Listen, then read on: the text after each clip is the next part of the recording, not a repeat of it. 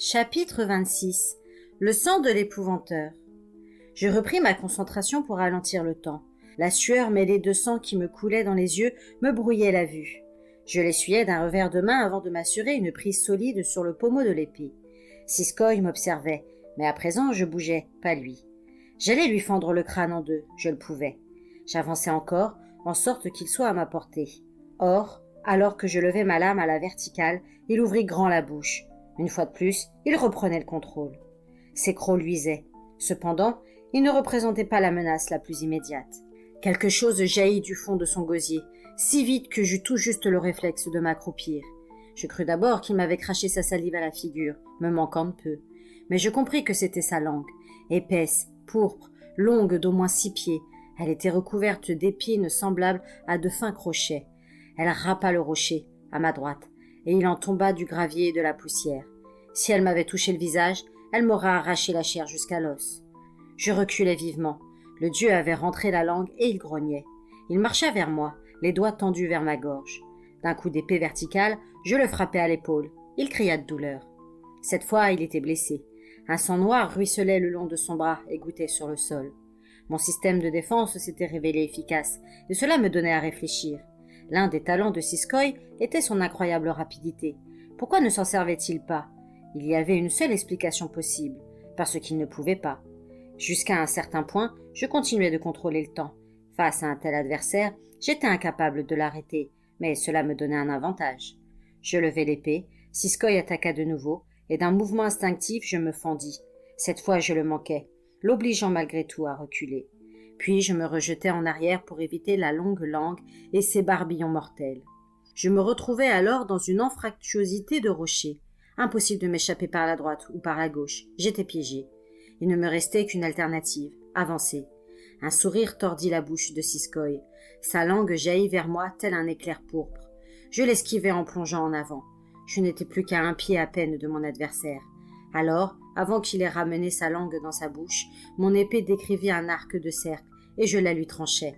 Elle tomba sur le sol, où elle se tortilla tel un énorme serpent, tandis qu'une cascade de sang jaillissait de la gorge de Siskoï. Son hurlement ébranla la paroi, et les rochers eux-mêmes semblèrent crier. C'était le moment de l'achever. Je visais de nouveau le coup. Or, le dieu n'était pas encore hors de combat. J'allais la prendre à mes dépens. À l'instant où je croyais triompher, tout alla de travers. Il leva un pied griffu comme pour m'éventrer.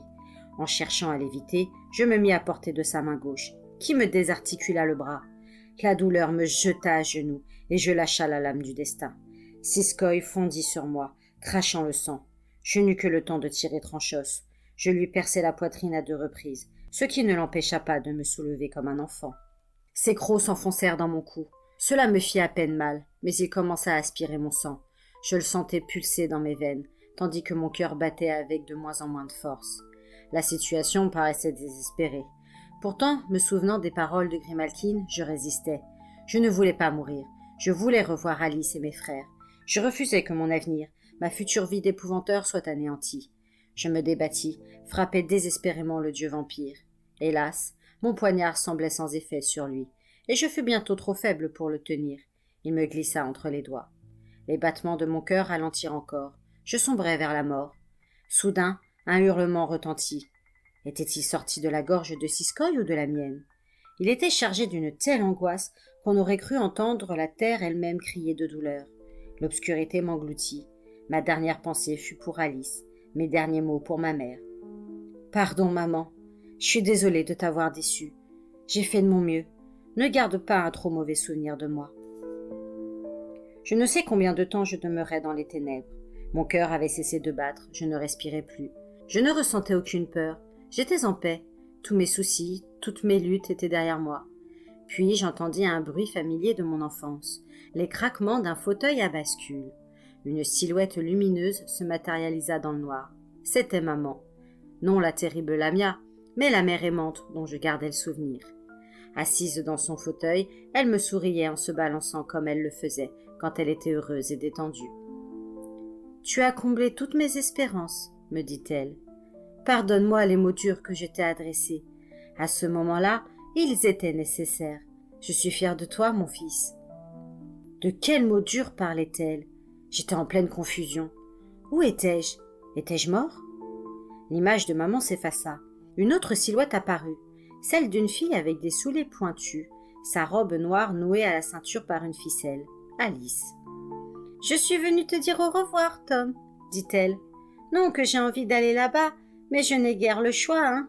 Attends-moi, s'il te plaît. N'abandonne pas, n'abandonne jamais. » Où partait-elle?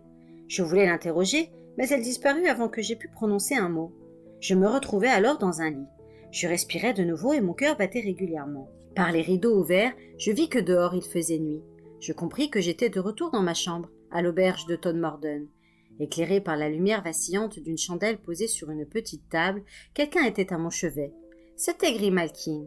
« Enfin, tu reviens à toi, » fit-elle. « Tu es resté inconscient 3 jours et 3 nuits. Malgré tous les efforts d'Alice pour soigner ton corps, je crains que ton esprit ne soit à jamais dérangé. » Je m'assis avec difficulté. J'étais trempée de sueur, je me sentais très faible, mais j'étais en vie. « Que s'est-il passé ?» demandai-je. « J'ai eu beau faire, je n'étais pas assez fort, je suis désolée. Vous avez pu l'achever ?»« Non, le temps que je descende te rejoindre, il était déjà mort. » Je me suis défendue jusqu'au bout à coups de poignard. J'ai sans doute eu la chance de le frapper au cœur. « Ce n'est pas ce qui l'a tué, c'est ton sang. » J'écarquillai les yeux. « Je ne comprends pas. »« Ton sang était une arme, le sang très particulier d'un épouvanteur, du 7e fils d'un 7e fils, mêlé à celui de ta mère, la première des Lamia. Pour le dieu vampire, c'est un poison mortel, et ta mère le savait. Elle est apparue à Alice aussitôt après la mort de Siskoy pour le lui apprendre. » Je me rappelais alors l'apparition du dieu dans la peau de Cosmina. Il était encore capable de posséder brièvement d'autres créatures. « Il va chercher à se venger !» m'écriai-je. « Il va revenir, on est toujours en danger !» La tueuse secoua la tête. « Siskoy ne représente plus aucune menace. Tu n'as pas détruit seulement son corps d'emprunt, mais le vampire lui-même.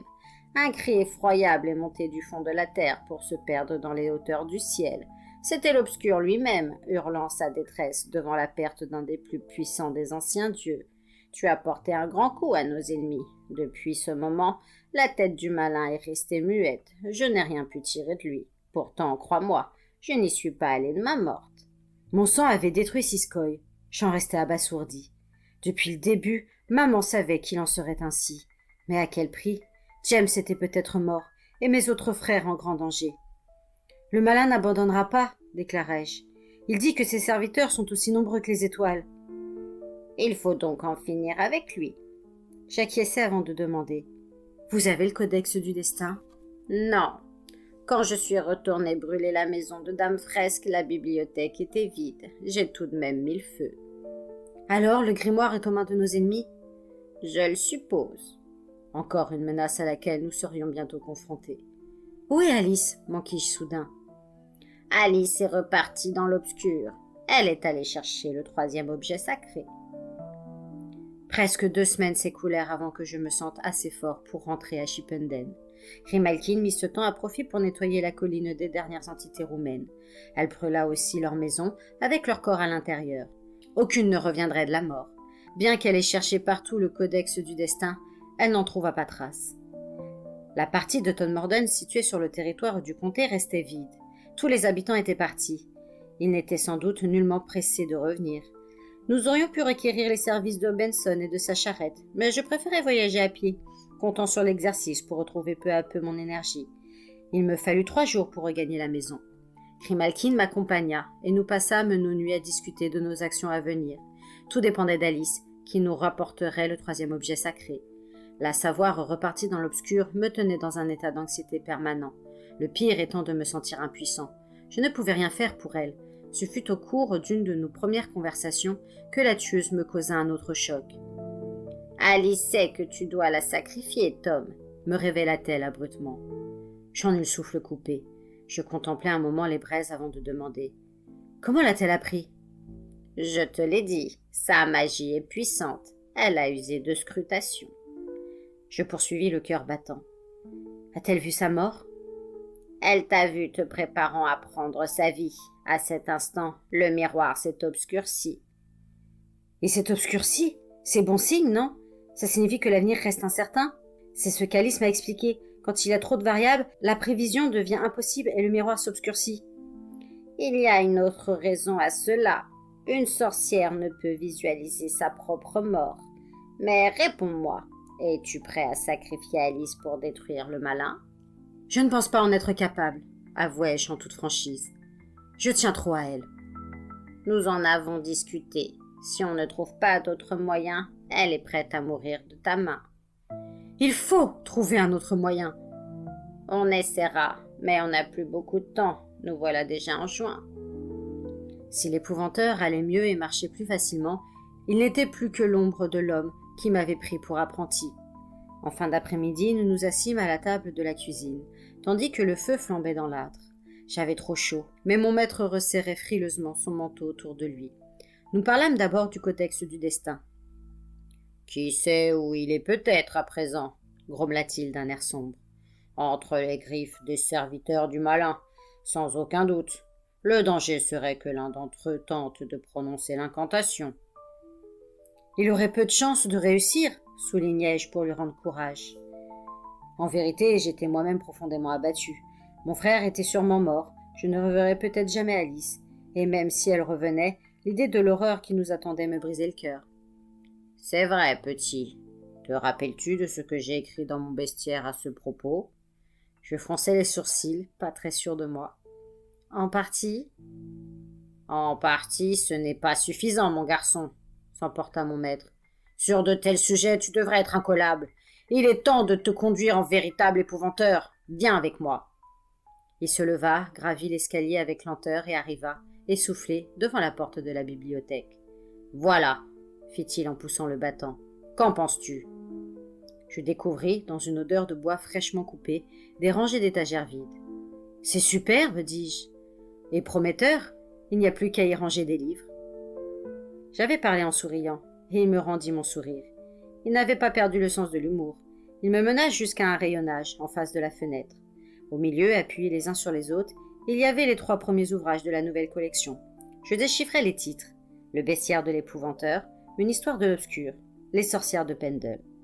Mon maître avait entamé la rédaction du 2e et du 3e lors de notre séjour sur l'île de Mona.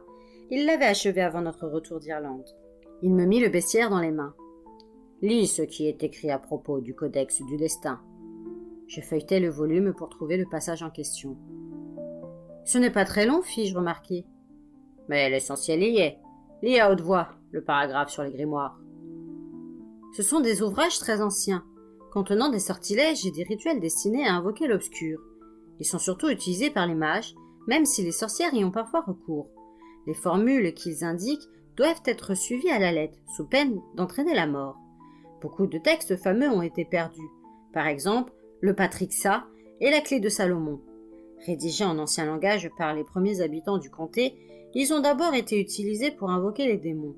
Ces livres recèlent une redoutable magie noire. La plupart ont été délibérément détruits ou mis hors de portée des regards humains. Le plus mystérieux et, dit-on, le plus dangereux est le Codex du Destin. Cet ouvrage aurait été dicté mot à mot par le malin en personne à un mage du nom de Lucraste. Il ne contient qu'une unique incantation. Prononcée dans son intégralité, conjointement à la pratique de certains rituels, elle permettrait à un mage d'acquérir l'immortalité, invulnérabilité et pouvoir divin. Par chance, aucun n'y a jamais réussi, tant cela exige d'endurance et de concentration. Il faut 13 heures pour lire la formule à haute voix, sans aucun instant de repos. Un mot mal prononcé et le mage meurt. Lucraste fut le premier à commettre cette folie, et le premier à mourir. Quelques autres après lui ont connu le même sort funeste. Souhaitons que le codex du destin reste à jamais perdu.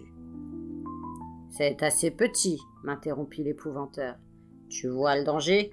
Le simple pouvoir émanant de ce livre a suffi aux entités romaines pour créer leurs illusions. Qu'arriverait-il si le grimoire était utilisé à ses vraies fins ?» Je haussai les épaules. Il me semble peu probable que quelqu'un réussisse à aller au bout du rituel. « Qu'entends-tu par peu probable ? Le malin et ses serviteurs sont au bord du désespoir. Ils emploieront des moyens désespérés.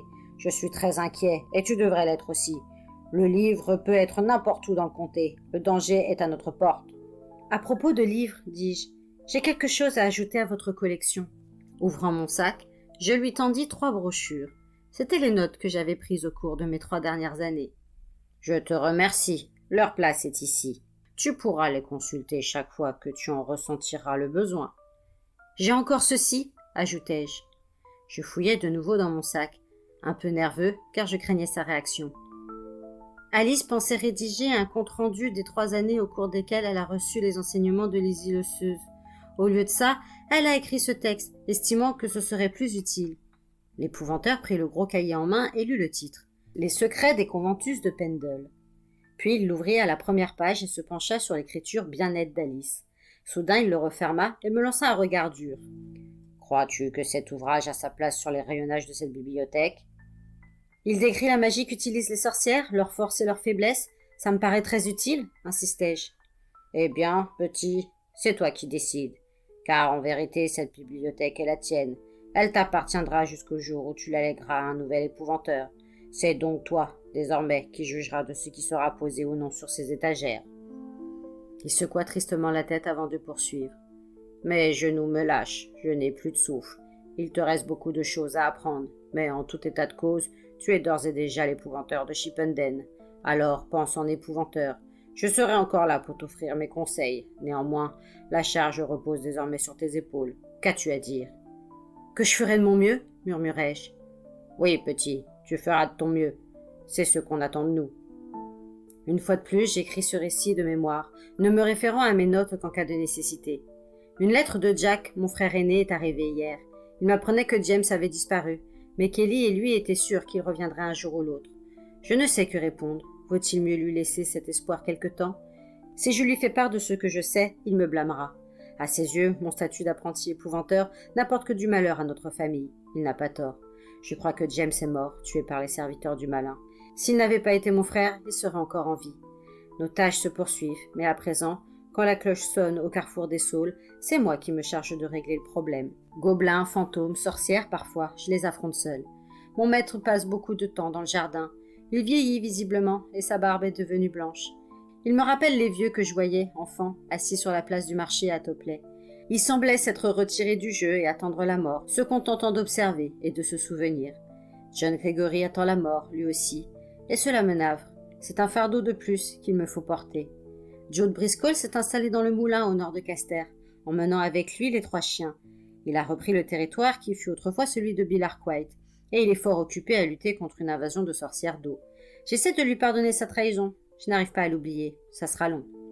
Grimalkin est de nouveau par monts et par vaux, chargé du sac de cuir, poursuivi par les serviteurs du malin. Je lui ai proposé de lui prêter le poignard. Elle avait refusé la lame du destin. Cette fois, elle a accepté Tranchos. Elle me le rendra quand Alice reviendra de l'obscur avec la 3e arme, afin que les 3 objets sacrés soient en ma possession. Notre combat contre l'obscur se poursuit. Mais Alice me manque, et le temps passe. Nous voilà presque en août, et je viens d'avoir 16 ans. J'ai entamé ma 4e année d'apprentissage auprès de l'épouvanteur. Il ne nous reste que 3 mois avant Halloween, où nous aurons une chance d'accomplir le rituel et de détruire le malin une fois pour toutes. Chaque matin, je m'éveille avec l'espoir de voir Alice revenir de sa quête dans l'obscur.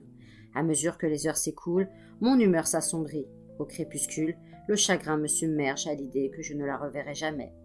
Même si elle réussit, ce sera le début de la véritable horreur. La lettre de maman n'explique pas seulement comment je devais la sacrifier, elle révèle d'autres aspects du rituel. Il y est question d'utiliser un skelte vivant. J'ai un mauvais pressentiment. Lorsque je pense à cette créature, des images pénibles ressurgissent, et cela me trouble qu'une tête de skelte orne le pommeau de mon épée et de mon poignard. Je pense sans cesse à la tâche qui nous attend. Si nous échouons, le malin l'emportera, et ce sera le début d'un nouvel âge de ténèbres. Ignorant tout du rituel et de ce qu'il implique, mon maître est surtout soucieux de retrouver le codex du destin. Il a raison de s'inquiéter. Aux mains de nos ennemis, le grimoire maléfique serait redoutable. En dépit de tous ces événements, je ne suis toujours qu'un apprenti, même si je dois me comporter comme l'épouvanteur de Chipenden. Il me faut anticiper le temps où John Gregory ne sera plus là, pas même pour me donner un conseil. Thomas G. Ward.